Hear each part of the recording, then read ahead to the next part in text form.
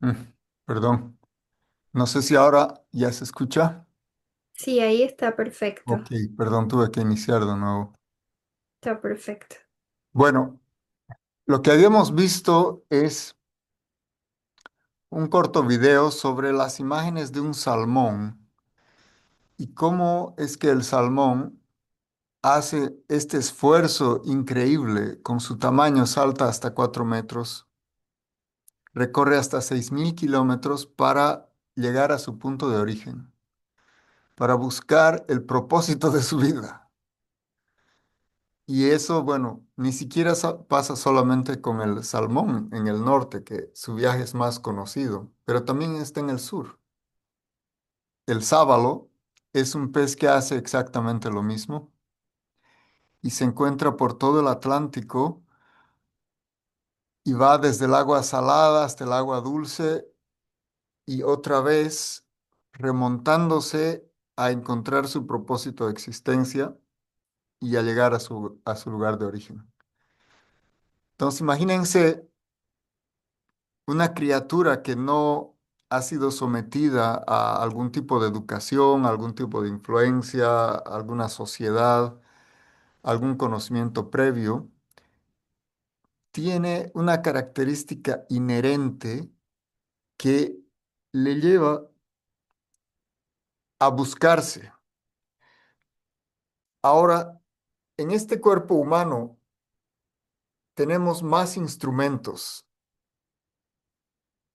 aunque somos también igualmente entidades vivientes de la misma naturaleza. Pero este es el tema que nos mueve en la existencia. ¿Para qué vivimos? ¿Por qué vivimos? ¿Qué nos hace felices? ¿Qué esperamos encontrar? ¿Qué queremos encontrar? Entonces, para entender esto, seguimos diferentes procesos. Algunos tratamos de hacerlo a través de la introspección, a través de buscar personas, a través de ir a lugares, a través de conectar de alguna manera con nuestra propia naturaleza interior. Ahora bien, ¿cuál es nuestro estado natural? Porque también podemos someternos nosotros a condiciones alteradas de conciencia o ser conscientes de nuestra naturaleza condicionada, de una segunda naturaleza que tenemos. Tenemos una naturaleza inherente y una naturaleza adquirida.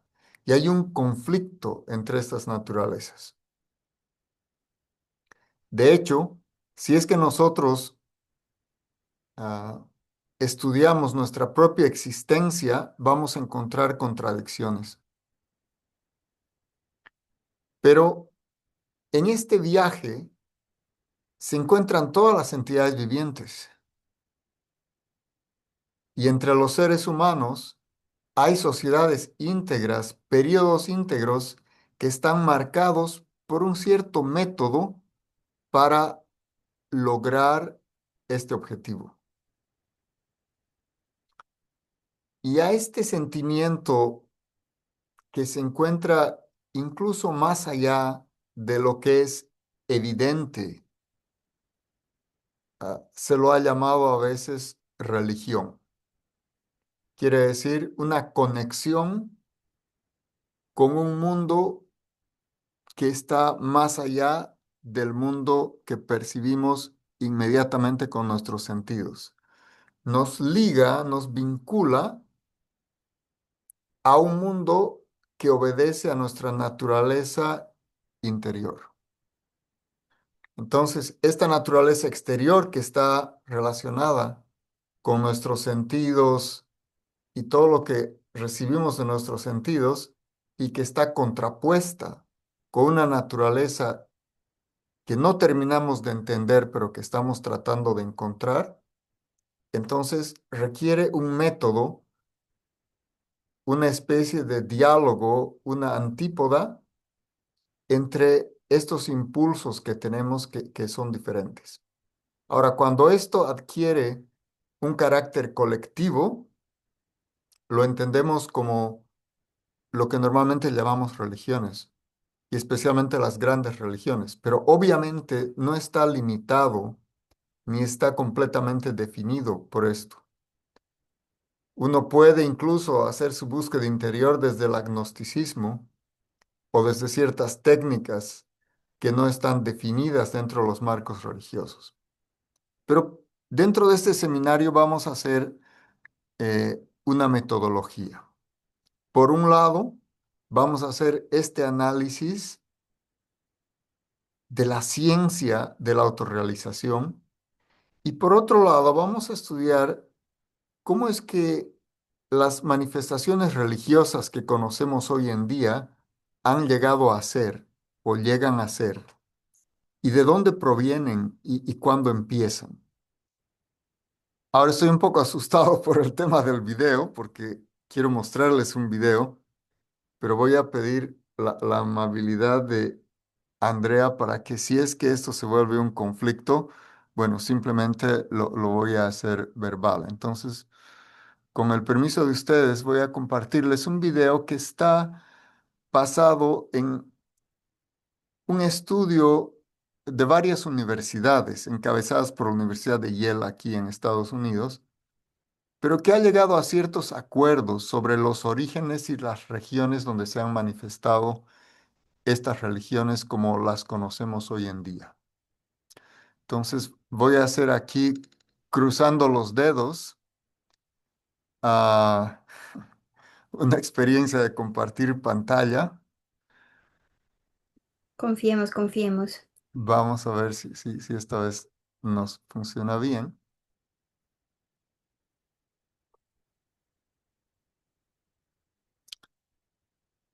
Entonces, ha habido discrepancia, pero finalmente en el mundo actual se reconoce que 5.000 años atrás, es decir, en el año 3000 antes de Cristo, se ha manifestado el primer grupo de escrituras religiosas conocidas actualmente como los Vedas, y aquí estamos viendo en luz, en un color rojo, digamos, el lugar de origen y cómo se va difundiendo en el curso del tiempo.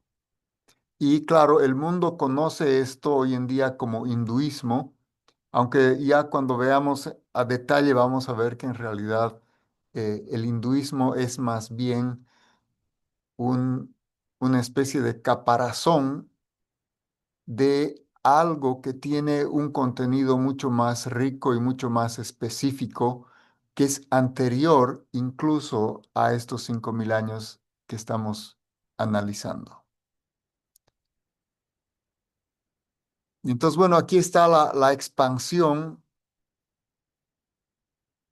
de esta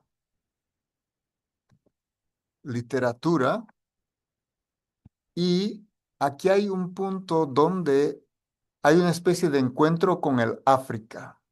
Sí, aquí en la India vemos, y por eso lo llaman hinduismo, porque en realidad no existe en el idioma antiguo la palabra India ni hindú, sino que es un nombre puesto por las personas que viven al norte del río Sindhu. Entonces, a los que viven al otro lado del río los llaman los hindus o los hindus, pero en realidad es una designación geográfica más que ideológica.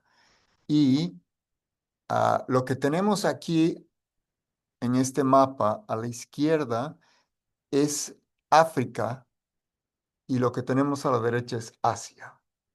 Entonces, aquí se acredita más o menos unos 1.000 o 1.500 años después el nacimiento de Abraham en Ur.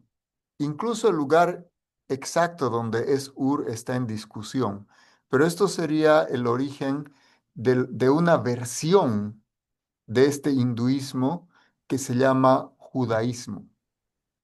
Es una versión que en el mundo se la conoce como una versión monoteísta. No es tan variada y diversa como la versión original, por así decirlo, pero se manifiesta a través de Abraham. Ahora, aquí hay que hacer una aclaración, que los propios hebreos tienen diferentes formas de entender este origen. Algunos dicen esto se originó en el norte de África y otros dicen se originó en el Medio Oriente. Sí, le dan diferentes ubicaciones a Abraham y también le dan diferentes contenidos a estas porciones de creencias que hay.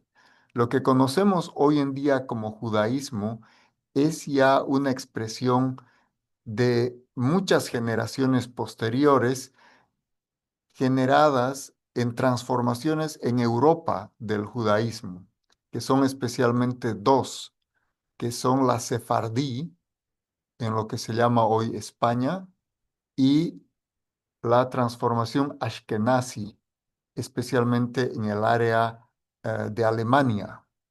Entonces, estos son, digamos, los judíos, por así llamarlos, a los hebreos contemporáneos, que ya han sufrido transformaciones en su movimiento desde África y Medio Oriente hacia Europa y después su expansión desde Europa otra vez.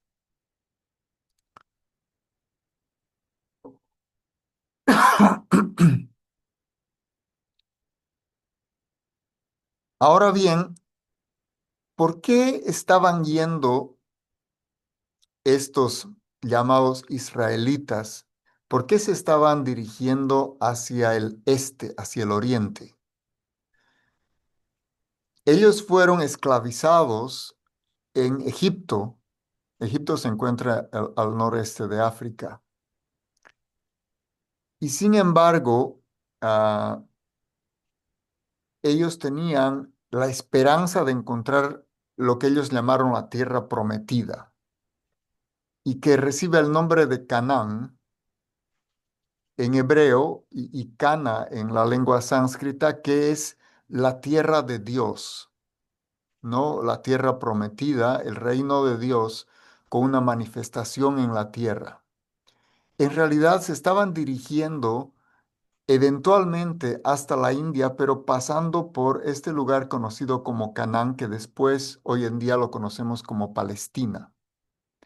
Entonces, en esta su búsqueda de libertad hacia el oriente, encuentran esta tierra de Canaán y finalmente conquistan, ¿sí? Este lugar y se posesionan en este sitio.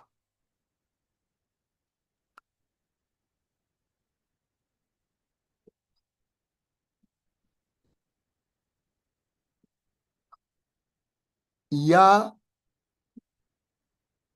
unos 600 años antes de Cristo, aparece en Lumbini Buda. Lumbini está en Nepal, pero curiosamente este Buda aparecido en Nepal, conocido como Siddhartha Gautama, es un segundo Buda. Aunque es el más famoso y aunque prácticamente todo el budismo en el mundo está inspirado en Siddhartha Gautama, en realidad no es el Buda original. El Buda original apareció unos 1000 años antes, prácticamente coincidiendo con la aparición de Abraham. Y apareció un poco más al sur y un poco más al oeste de Lumbini, en Bodh Gaya, en lo que es actualmente India. Y hay una disputa actualmente entre India y Nepal sobre dónde apareció Buda, y en realidad lo que resuelve esta disputa es entender que son dos Budas. Un Buda que dentro de la literatura védica se conoce como el Buda Avatar, y otro Buda que aparece casi 1000 años después, que es un Buda vinculado a lo que hoy en día se practica, especialmente como budismo. Tienen diferencias importantes, pero de eso vamos a hablar un poco más adelante. Entonces tenemos dos calendarios para el budismo y tenemos dos Budas distintos.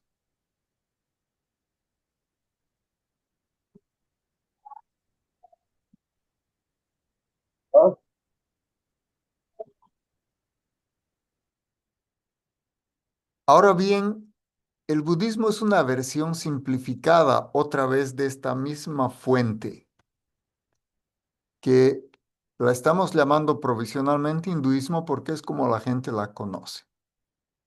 La conoce como la religión más antigua, etcétera, pero en realidad vamos a ver que ni siquiera es la fuente original. Sin embargo, históricamente es considerada la religión más antigua y el budismo es una forma de hinduismo que simplifica el análisis de la vida a el tiempo presente, ¿sí? Es decir, no está muy enfocada a la meta de la vida, como hemos visto al principio, incluso en la lucha del salmón, que lucha por llegar a un punto donde no está en ese momento. Pero entonces en esa lucha, eh, este budismo más conocido por todas partes, en realidad dice, deja de luchar, ¿sí? Simplemente trata de eliminar el deseo, esa ansia que te mueve a hacer diferentes cosas. ¿Sí? Y sé feliz en el presente. Entonces, ese es un mensaje. Pero el Buda original tiene el mensaje de que tu comportamiento y tu conciencia deben estar incluso por encima de las tradiciones religiosas. Y el primer Buda protesta por la matanza de los animales y se compadece por los animales. Y porque algunas escrituras incluso hablan de un sacrificio animal, entonces este primer Buda dice, si esas escrituras te inducen a acciones que no condicen con tu conciencia, mejor no las tomes en cuenta. Entonces, niega la autoridad de las escrituras este primer Buda. Y bueno, extrae partes que hoy en día se llaman ética, ética en el comportamiento, en el pensamiento, y se refiere a los valores que puedes practicar en el presente que se encuentran dentro de estas viejas escuelas. Y vamos a seguir en el tiempo. Ahora, ¿qué pasa? Dentro de los mismos que hemos llamado judíos, se destaca una personalidad que es seguramente la más famosa porque da lugar a lo que se llama el cristianismo, que es la religión, digamos, con más adherentes en el planeta. Pero ¿qué pasa? Que este profeta llamado de nacimiento Emanuel, que nace en un lugar conocido como Betelem o Belém, a sus 12 años, Emanuel se va otra vez al oriente, siguiendo este mismo trazo que ha llevado incluso al pueblo judío a salir, sea de África, sea de Egipto hacia el oriente. Y entonces en este caso, Emanuel se va hacia el oriente inspirado por lo que se han llamado los Reyes Magos, estos Reyes Magos que se hacen presentes en su aparición y que tienden, digamos, caminos a seguir y que eventualmente la mayor parte de la vida de Emanuel la pasa fuera de Judea y da lugar a entonces a esta nueva versión, esta nueva manifestación de la espiritualidad.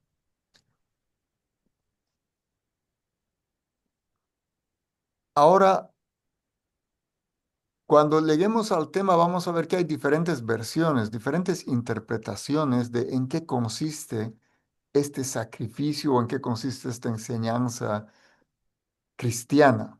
Pero bueno, ese es un tema muy específico. Pero entonces, históricamente, lo que se conoce en el mundo es que sería una tercera versión del hinduismo, ¿sí? Entonces, está la primera versión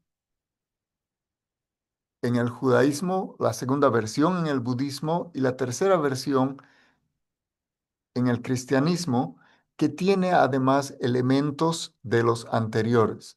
Algunos conectan la enseñanza cristiana con el budismo, hay personas que conectan la enseñanza cristiana con el judaísmo y hay personas que conectan la enseñanza cristiana con el origen mismo del hinduismo.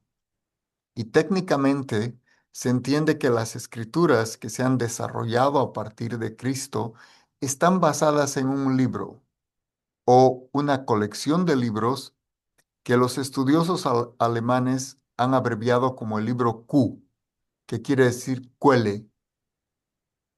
Es una fuente, esa es la traducción literal, es una fuente en la que se han basado todos ellos, una fuente que normalmente no se identifica, no se publica y no se divulga.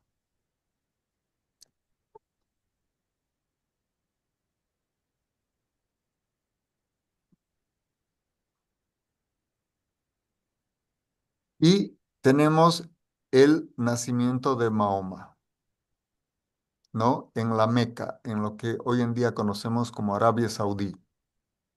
Hay que aclarar que tanto los árabes como los judíos en realidad tienen el mismo origen semita. Y el Islam es otra vez conocida como una nueva versión del llamado monoteísmo. Es decir, es una interpretación distinta del sacrificio de Jesús y del rol de los profetas que han pasado por esta etapa del judaísmo, de la cristiandad. Ellos aceptan a Jesús como un profeta. Mahoma es otro profeta y tiene una interpretación distinta del sacrificio de Jesús. Y esa es como la diferencia principal entre el Islam, que hace énfasis nuevamente en obedecer a Dios y que el profeta es un mensajero de Dios, pero no es Dios. Y entonces, esta misma versión es aceptada también en el judaísmo, solamente que en el judaísmo se espera que este profeta salvador tenga también un rol político.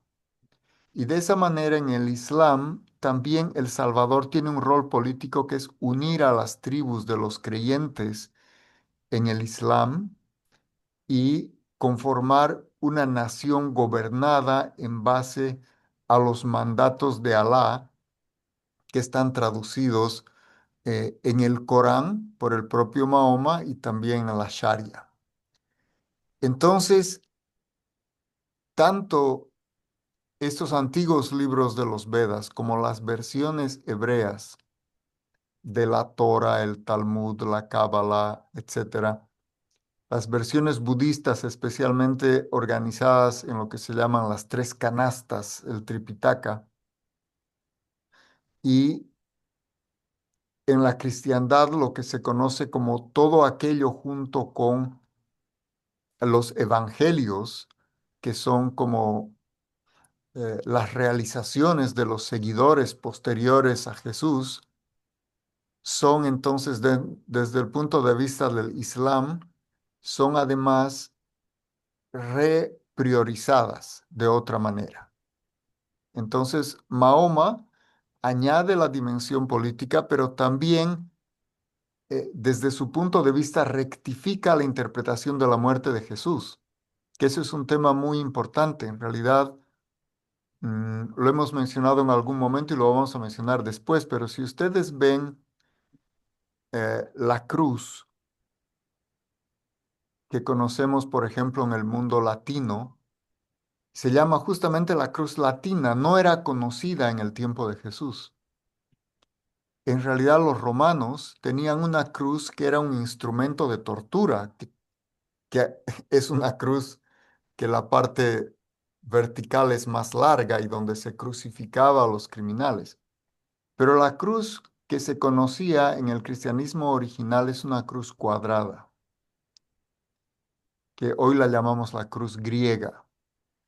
No son las mismas cruces y no es el mismo significado. Entonces también el Islam protesta por el uso de una cruz que es un instrumento de tortura y no esta cruz cuadrada que es una señal de un propicio, de un momento propicio divino. Entonces es una interpretación muy distinta en base aparentemente a un mismo fenómeno.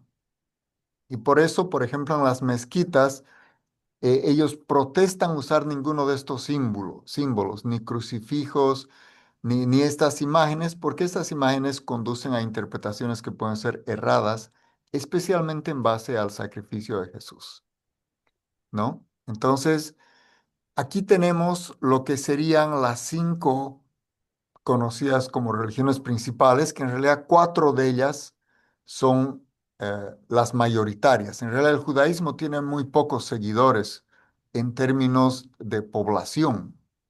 Tiene una cierta importancia histórica para las llamadas religiones monoteístas, pero en realidad en términos contemporáneos solamente se habla de cuatro grandes religiones, que serían el hinduismo, el budismo, el cristianismo y el islam o el mahometanismo.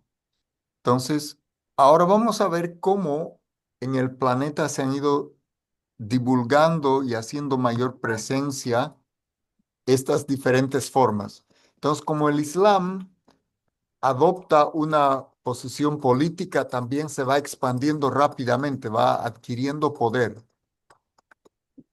¿no? Y la cristiandad también, y ahí viene la guerra de los cruzados, y otra vez hablando de cruces. Entonces, es una pugna especialmente entre estas interpretaciones sobre la toma de control de las poblaciones y los gobiernos.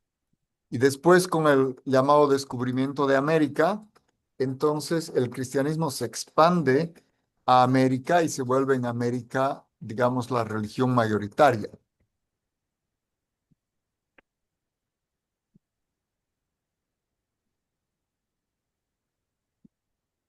incluida la partición de África, donde una parte, especialmente la parte norte, queda musulmana y la parte sur cristiana.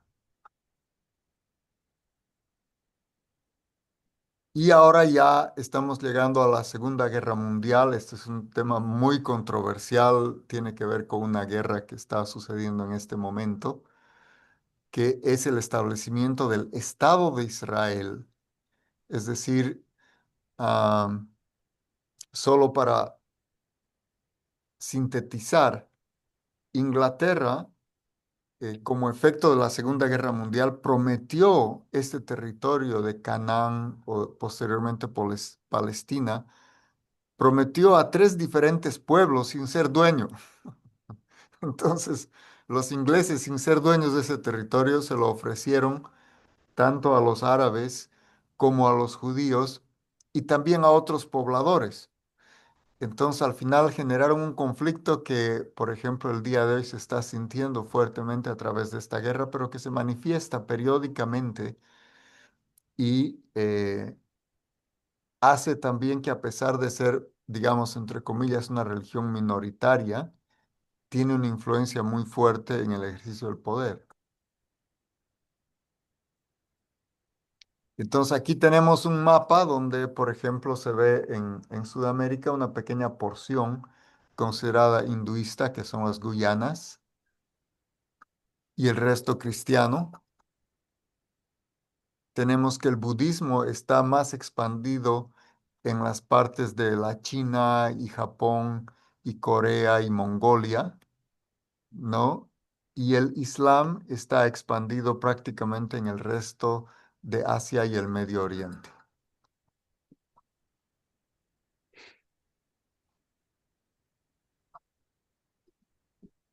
Entonces, de un mapa prácticamente vacío que se muestra 5.000 años atrás, a este mapa que abarca toda la región que nosotros conocemos del territorio de este planeta Tierra. Entonces ya prácticamente todas las zonas están de alguna manera identificadas con una de estas grandes cuatro religiones. Y claro, han participado en esta investigación, ¿no? Especialmente la Universidad de Yale y la Universidad de Utah y de Pensilvania, pero esto es lo que en términos académicos actualmente se reconoce. Hay gente que tiene sus propias versiones sobre el tiempo en que estas cosas han ocurrido, pero para nuestros estudios nos vamos a basar en aquello que está académicamente, digamos, aceptado, de tal manera de hacerlo compatible con los estudios contemporáneos. Bien, entonces, con esto lo que hemos querido hacer es iniciar brevemente lo que va a ser nuestra discusión en este seminario. Por un lado, ¿cuál es este fenómeno inherente de la búsqueda de nuestro propósito de existencia y nuestro origen? Y por otro lado, ¿cómo es que estas manifestaciones religiosas no solamente tienen un contenido, sino tienen un credo, tienen un espacio geográfico, tienen un espacio social y eventualmente tienen también un espacio político en el funcionamiento de este mundo? Entonces, nos lleva a dos diferentes ámbitos de discusión. Hay un ámbito que normalmente lo llamamos científico, pero es básicamente el establecer coordenadas en tiempo y espacio, pero está el otro ámbito que es el de los contenidos, que es un ámbito más filosófico. Aunque la filosofía es la madre de la ciencia, entonces expandiendo también el término de la filosofía, que va más allá de la epistemología y la tautología, que es establecer qué es cierto y de qué manera se ha llegado a concluir esa certidumbre. Entonces vamos a mirar, vamos a dar estas dos miradas en este análisis. Y queremos estar abiertos a las formas que tengan ustedes de inquietud. Entonces vamos a tener un espacio de preguntas, pero también queremos utilizar para redondear la idea de lo inherente, por ejemplo, el agua. El agua líquida es el estado natural fluido de de este líquido elemento. Y el agua líquida es la forma en la que el agua tiene mayor efecto, ¿sí? Por ejemplo, nosotros bebemos agua. No podemos nosotros tomar el agua en sus otros estados. El agua puede manifestarse en estado gaseoso, que de hecho está en el aire, pero es como una forma impersonal, ¿sí? Aquí en el aire, aquí está el agua. Se conoce como humedad, pero nosotros no lo podemos percibir y no podemos saciar nuestra sed con aire.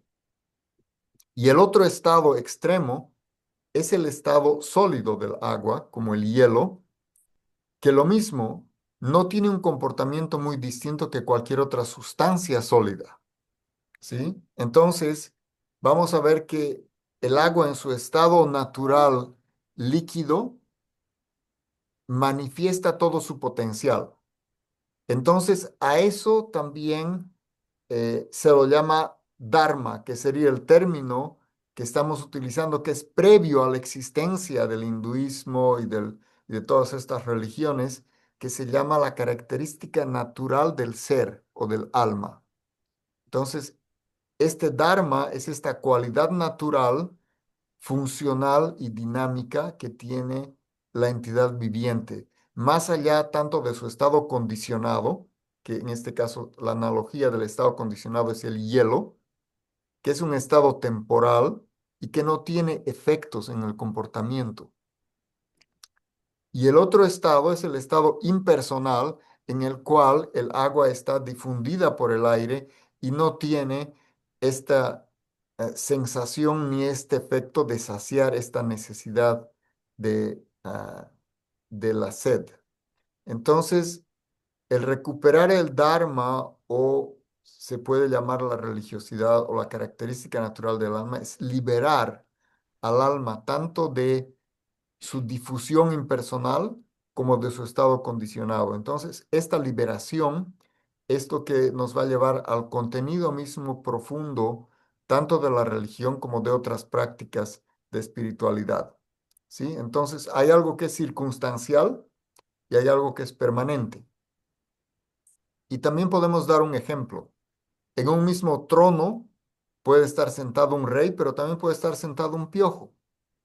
En términos de coordenadas, los vamos a identificar en el mismo espacio geográfico y en el mismo tiempo, en cuatro dimensiones idénticas, pero tanto su experiencia de la vida, la experiencia en un cuerpo de un rey, por eso es en tratarse a cuerpo de rey, es muy diferente que la experiencia que tiene uno estando dentro de un cuerpo de un piojo, ¿sí?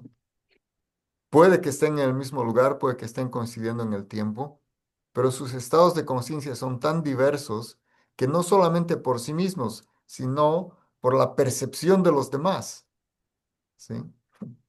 Cómo percibe una persona a un rey y cómo percibe una persona a un piojo. Son cosas muy distintas, aunque pueden estar compartiendo una dimensión idéntica. Entonces, vamos a usar estos dos métodos de análisis. Y vamos a hacer un análisis muy respetuoso de las diferentes religiones e incluso sus formas de saludo. Entonces, si vamos a hacer un repaso de lo que hemos visto en el video, podríamos saludarnos así como Hari Om Tat Sat o Om Mani Padme Om, Shalom Aleichem, o Dios está contigo, o podríamos decir Shalom Aleikum o Hare Krishna. Entonces, muchas gracias a todos ustedes por estar conectados y participar. Y ahora sí, estamos atentos a las preguntas que quieran plantear. Entiendo que las han subido aquí, seguramente al chat. Y aquí sí vamos a necesitar la ayuda de Andrea Ishtadevi, que es la campeona de estas cosas. Bueno, aquí yo los he invitado a compartir sus preguntas o a activar el micrófono si quieren compartir. Aquí no nos han escrito. MTS envió el enlace al video en YouTube, Ujú. entonces estamos a tiempo para que quienes quieran preguntar, conversar en estos últimos minutos. En el chat ¿Hay todavía que no levantar tenemos. la mano? Matura, Sí, Jai, Hare Krishna, Hare Jai, Krishna. Prabhu, mucho gusto. Ah, Muy ah, interesante tu exposición. La verdad que uno más o menos tiene alguna idea, pero todo muy bien resumido y queda una gran claridad, ¿no? Ahora la pregunta mía así es, o la inquietud que me nace, siempre he tenido desde el punto de vista histórico geográfico. ¿Por qué pareciera de que antes que se crearan todas estas, desde el hinduismo hacia esto que hoy conocemos como grandes religiones, es como que no hubiera habido antes alguna expresión también espiritual o religiosa como la que sabemos que existió en América? Entonces, ¿cómo conecta la cultura occidental, americana principalmente, o de África, en realidad de todos los países, de todos los continentes anteriores o que no están muy bien claros, algo se especificó de lo que hoy día existen, pues, como que religiones grandes en América, en África, en Asia, pero anterior a este movimiento, a esta eh, imagen que usted nos muestra, había, ¿no? Gente, o, civilizaciones, culturas, y entonces esa es la pregunta, ¿cómo conectan con esta figura que nos muestra desde el hinduismo hacia adelante, ¿no? ¿Se entiende? perfectamente. Gracias. Claro, este es un gran punto en el análisis de la historia. Eh, Técnicamente se llama la invención de la prehistoria. Es decir, cada quien quiere perpetuar su visión de la vida. Y eso ocurre también a nivel de los pueblos y a nivel de las religiones. Entonces, lo más típico es el calendario. De hecho, el calendario que usamos hoy se cuenta desde la aparición de Jesús, porque básicamente es decir a todo el mundo, bueno, borrón y cuenta nueva. Lo que había antes no tiene importancia. Ahora sí, estamos empezando con el pie derecho. Esto sí vale. Borren todo lo demás. Y eso en realidad ha ocurrido varias veces. Incluso están las famosas calendas griegas y el calendario juliano que van transformando aún la forma de medir el tiempo para respaldar sus propias versiones de cómo funciona el tiempo. Entonces, hay dos cosas. Primero, hay un interés premeditado de borrar la historia para favorecer alguno de los intereses. Eso es un hecho. Pero por otro lado, también debemos entender que la expansión de las religiones también genera una expansión de conflictos por diferentes puntos de vista. Muchas de las guerras que ha habido son guerras religiosas. Entonces, ¿cómo se gobernaba el mundo antes cuando no habían estas divisiones? Entonces, esa es buena parte del análisis. Entonces, por un lado, hay esta intención deliberada, que técnicamente es la invención de la prehistoria, mostrar a los prehistóricos como unos cavernícolas, básicamente estúpidos por su nivel de inteligencia, pero brutos en su comportamiento y torpes. Entonces, que no vale la pena ni mirar atrás. Ahora estamos mucho mejor, ¿sí? Entonces, esa es la intención deliberada. Y en una primera etapa llegó hasta los griegos. Y por eso nos alegramos que hoy se extienda un poco más allá la historia. Entonces, especialmente desde el punto de vista de Europa, se decide, ok, los griegos son nuestros parientes, bueno, aunque no son parientes con los cuales se está muy agradecidos, casi ni los reconocen en la Unión Europea, pero digamos que queremos presentarlos como nuestros ancestros, como quien escoge el retrato de su abuelo. ¿De qué abuelo vas a poner el retrato? ¿Vas a poner de uno que era un terrible, que estaba andando con unos palos, golpeando a las chicas, arrastrándolas de los pelos? ¿O vas a poner a alguien, un gran filósofo, como tales de Mileto o Pitágoras o Platón? Entonces, en un primer momento, Europa decide poner a Grecia como la cuna de la civilización humana. Y entonces se remonta a la historia, ok, 1000 años antes de Cristo, no hay más. Ahí paren de contar. ¿Y por qué? Porque Jesús hablaba griego. Entonces, el griego es parte de la historia que no se puede borrar, pues, lamentablemente, digamos, o afortunadamente. Entonces, las mismas enseñanzas de Jesús están en griego y tiene que empezarse de ahí. Y se empiezan a utilizar palabras griegas incluso para describir lugares. Por ejemplo, Egipto es una palabra griega, es como los griegos denominaban el mundo. Entonces se hace un borrón y cuenta nueva y digamos que los griegos son el origen. ¿Por qué ahora se ha ido un poco más atrás de los griegos? Porque resulta que el propio Platón dice, yo fui educado por brahmanes de la India. Entonces, paren las orejas, había historia antes, uy, perdón. Recorran un poquito atrás el telón. Y han tratado de recorrer muy poquito. De hecho, también de manera específica, por ejemplo, el propio Jones, que es uno de los primeros interesados en esta cultura, pero que tenía una fuerte inclinación a favorecer el cristianismo, no quieren reconocer inicialmente escrituras de 5000 años. No, por favor, no hablen de eso. Entonces, él trata de reducir 1200 años mezclando dos Chandraguptas diferentes, ¿sí? Entonces, no, es el mismo Chandragupta, entonces borran 1200 años de historia. Entonces, hay muchos esfuerzos deliberados para no dar este mérito. Y también hay todavía hoy un esfuerzo deliberado para no dar mérito al contenido mismo del Veda que habla de historias previas. Entonces, por eso, para no entrar en controversia, En este momento solamente estamos llegando hasta este punto, pero obviamente es un intento deliberado, digamos, en lo que va de lo que es la historiografía, ¿no? De ponerle un punto final al análisis del pasado y decir, ok, desde ahí vamos a contar, no, no vayan más atrás porque más atrás no vale la pena. Y esa es una gran pugna en el ámbito académico y científico. Y si ustedes miran libros de historia y de geografía, van a ver de que en lo posible ni se habla de la India ni del hinduismo, porque ya nos estamos metiendo a arenas movedizas. Van a haber grandes historias de la China, de los asirios, de los sumerios, etcétera, pero no van a Sí, querer hablar de antes. Entonces, ese es un punto importante a tomar en cuenta. Hay un debate. Incluso si ustedes publican hoy en día un artículo en la Wikipedia que haga énfasis en un tiempo anterior a los 5000 años, van a ver que con mucha frecuencia es retirado del Internet. wow, ¿Sí?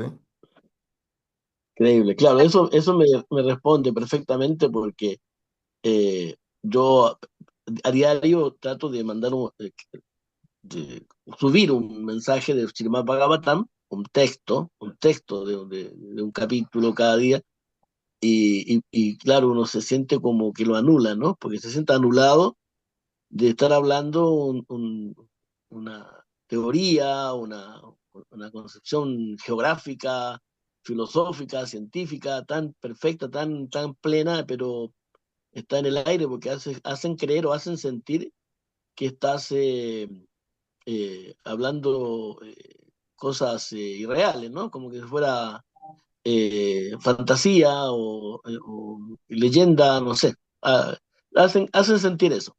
Pero claro, eso quería confirmar, ¿no? Y creo que con lo que me has dicho me ha quedado mucho más claro. Muchas gracias.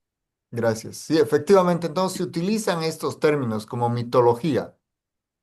Incluso se dice la mitología griega, la mitología nórdica, etcétera, porque ah,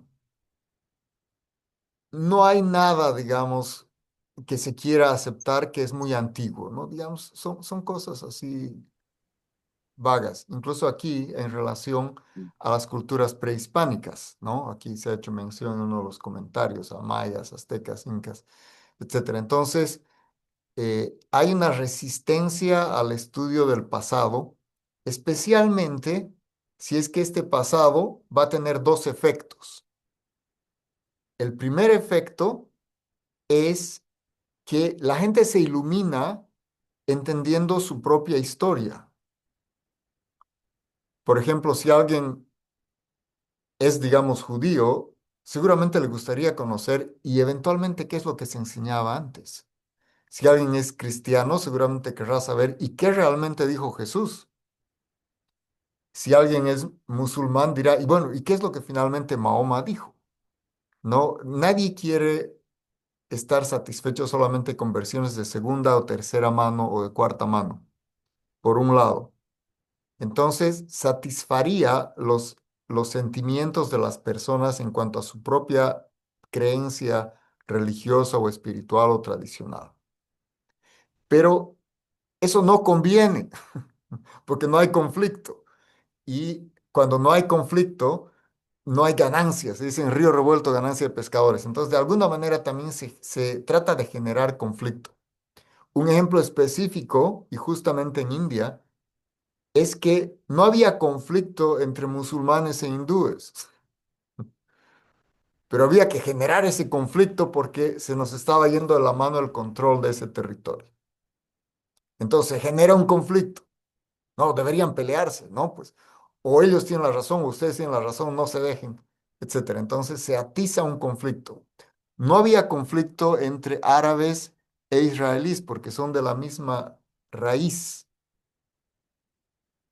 pero se atiza un conflicto porque ese conflicto genera ganancias.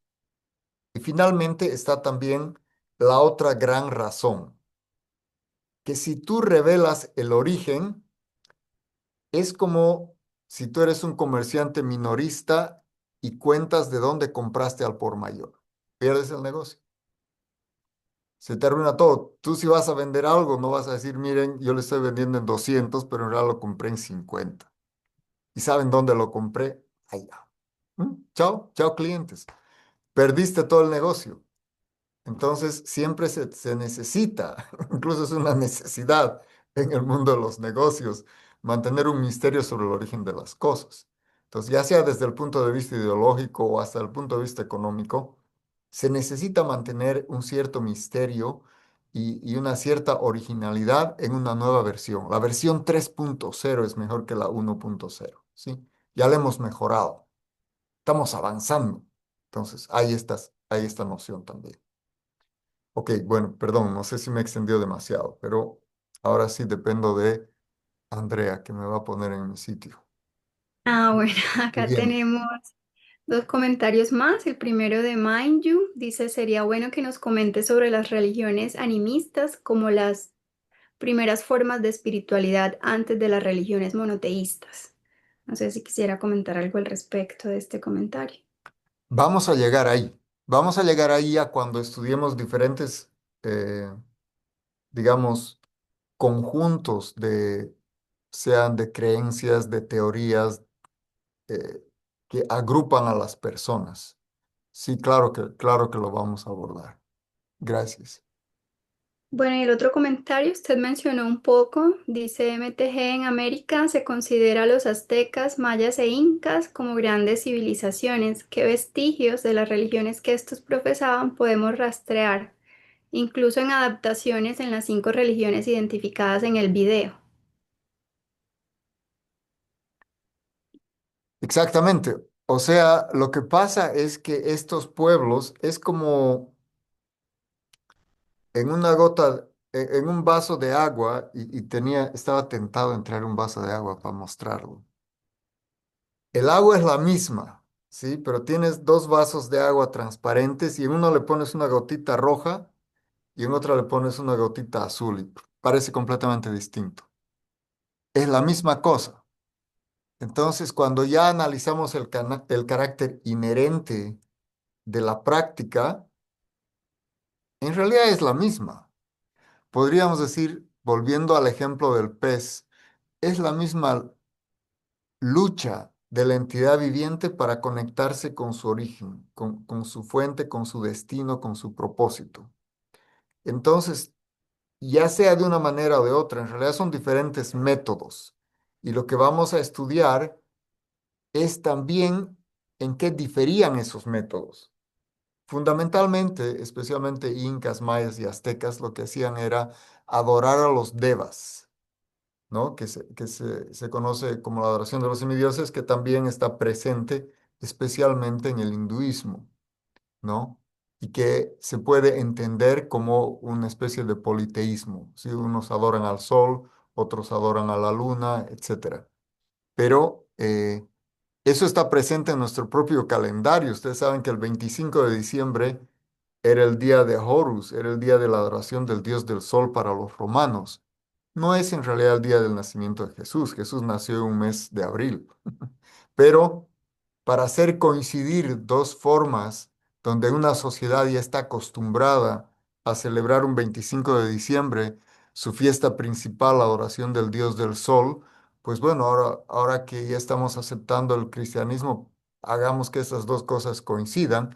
Incluso difieren en 4 años las fechas. Pero bueno, la cosa es que se va generando una especie de paquete que puede ser aceptado por la gente que está regida de una misma manera,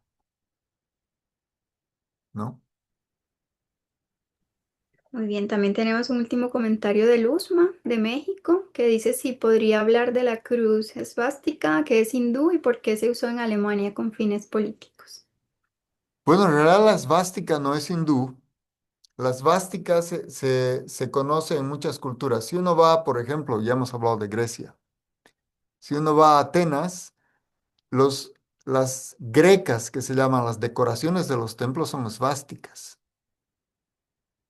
A mí me sorprendió ir, por ejemplo, a Corea, fui becario en Corea del Sur, y cuando uno va a las señales de tráfico, con una flecha. Si es una esvástica con una flecha, quiere decir templo, ¿no?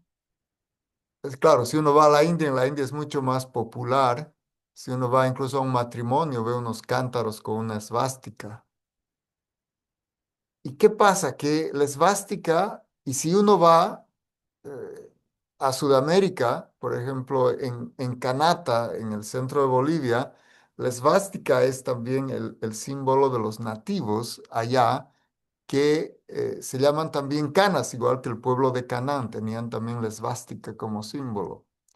Pero aquí también en Norteamérica, ahora que soy en Norteamérica, los indígenas norteamericanos tienen un poncho con una esvástica. Es una señal universal que es derivada de los arios. Así se ha llamado a los seguidores de los Vedas, ¿no? Se los ha llamado arios, solamente que en el día de hoy, como justamente se mal utilizó en Alemania, porque los alemanes dijeron, bueno, nosotros somos los arios, estimados amigos, como, y no solamente ellos, durante la Segunda Guerra Mundial, la esvástica era también entregada en propio Estados Unidos como una señal al valor, antes del desenlace de la Segunda Guerra Mundial. En países tan lejanos como Bolivia, hasta hace 6 meses, la esvástica estaba en el sable de los altos oficiales del ejército. Entonces, es una señal de honor desde que no se puede ni siquiera calcular en el tiempo, pero sí está vinculada a lo que se llama los seguidores de los Vedas y lo que remontaría, digamos, a personas, les daría el prestigio de estar incluso antes de la aparición de las religiones, ¿sí? Entonces, la esvástica está antes de la colonia, está antes de la organización de las religiones. Entonces, es el símbolo de, digamos, la cultura original. Y muchos han querido atribuirse la cultura original como algo propio de su pueblo, de su nación, pero en realidad es universal. Es tan universal como la palabra madre o mamá. Entonces, la esvástica es una señal muy antigua que se ha asociado con los seguidores de los Vedas, que técnicamente se los llama arios. La parte que llamamos India hoy se llama Aryabharta, donde viven los arios, que se reconoce como una altísima civilización. Entonces, todo el mundo, antes se peleaban, antes de que termine mal o bien la Segunda Guerra Mundial, todos se peleaban por ser los arios. Ese mismo símbolo era una señal de honor en el ejército que peleaba contra los alemanes también. Entonces era quién pone la esvástica más grande. Entonces Hitler pone unas esvásticas gigantescas en fondo rojo y que sean muy visibles. Dice, no, nosotros somos los verdaderos. Pero ya les digo, desde que vayan a Grecia o vean un templo griego o vayan a Sudamérica y vean cómo tenían ese símbolo, o van a Norteamérica, o van a donde vayan en el mundo, van a Corea. Entonces, es un símbolo antiguo, eh, anterior a las religiones, anterior a las divisiones políticas de los estados. Entonces, por eso lo vamos a encontrar en muchos lugares. Igual que la cruz cuadrada.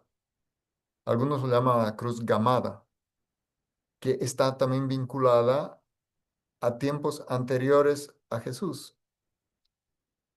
¿Sí? Entonces, son cruces distintas y vamos a llegar a un momento en analizar esto de las cruces, porque es un punto muy importante. ¿Qué clase de cruz, qué significaba y por qué hoy día la cruz? Algunos la usan y otros la rechazan y unos la usan de manera diferente. La cruz también es una forma de esvástica. Muy bien, nos dice muchas gracias, Luzma, y hasta allí tenemos intervenciones Sri Rangapuri. Bueno, muchísimas gracias. Muy agradecido a todos por su participación. Me siento muy honrado y aquí veo también almas de bien, a amigas, conocidos, y espero que sigamos avanzando en este seminario el próximo sábado y vamos a tratar de evitar los inconvenientes técnicos que hemos tenido hoy. Y muchísimas gracias, Andrea Ishtadevi, un servicio increíble y que estén todos muy bien. Muchas Ustedes también. gracias a ustedes. A ustedes. Ya, Prabhu, Hare Krishna. Namaskar. Hare Krishna, Prabhu, reverencias. Linda noche. Hare Hare Krishna. Gracias. Krishna, Hare. Dandavas Pranad a todos los devotos. Muchas gracias. Namaskar, namaskar, buena noche. Muchas gracias. Om Guruam, gracias. Hari Om Tat Sat. Very well. Hari.